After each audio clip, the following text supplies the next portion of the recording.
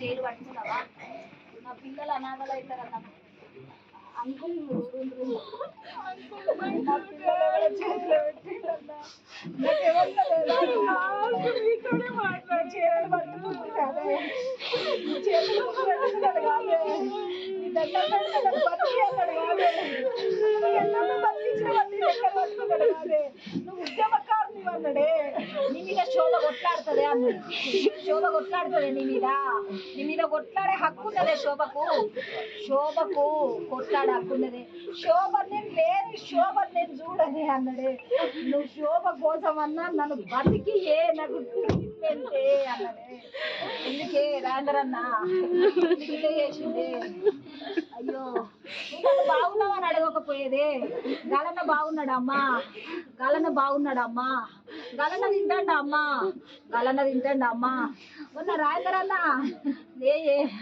రాందరన్నతో నమస్తే సార్, నువ్వు చేతులు కన్నా కట్టుకోకే అన్న. నా కొడుకే, నా కొడుకు, నా బిడ్డ, నా అల్లుడే వాళ్ళ చేతిలో పెట్టిండే.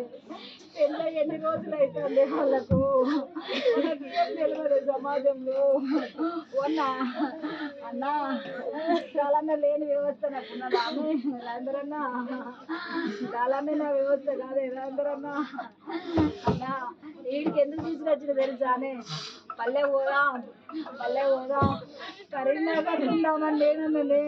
కరీంనగర్ డిశ్చార్జ్ అయిపోదామంటే పల్లె వాళ్ళ అన్నల పిలుచుకొని చెప్పిండే. పల్లె పల్లె అన్నాడే.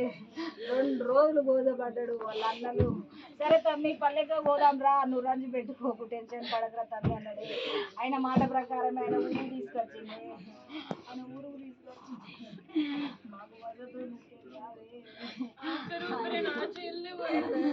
నా బిడ్డ చేతిలో ఒకటే పక్క చూసిండు. 2 రోజులు ఒకటే పక్కకు నా బిడ్డ చేతి నా బిడ్డ చేయి పట్టుకొని పానం విడిచిగా చేయి విడిచిపెట్టిండు. దివ్య పోయిందంటే నేను వీళ్ళందరూ చెప్పిన వాళ్ళ డాడీ పోయిండు ఆమె పోతుంది అని చెప్పిన. విడిచిపెట్టిపోయి రూమ్ నేర్చింది నా బిడ్డ. సచ్చేదాకా దివ్యను చూసుకుంటున్నాడే అనుకుంటా. దివ్యనే చూసిండే. ఓనా రెక్క వదలలేదే బిడ్డను, రెక్క వదలలేదు. ఎందుకే కాడ నన్ను ఇట్లా చేసినావు? రాజేంద్రన్నతో మాట్లాడు, కొట్లాడు రాజేంద్రన్నతో. లే సారు పోదాంపా, హుజరాబాద్ పోదాంపా. ఎన్నికల ప్రచారానికి ఒక్కదాన్ని పంపించినావు. రాజేంద్రన్న గెలవాలి, రాజేంద్రన్న ఓడిపోవడం అంటే రాష్ట్రం ఓడిపోవడం అన్నావు. బిడ్డ పెండి పెట్టుకున్నాం కాలన్నా మనం.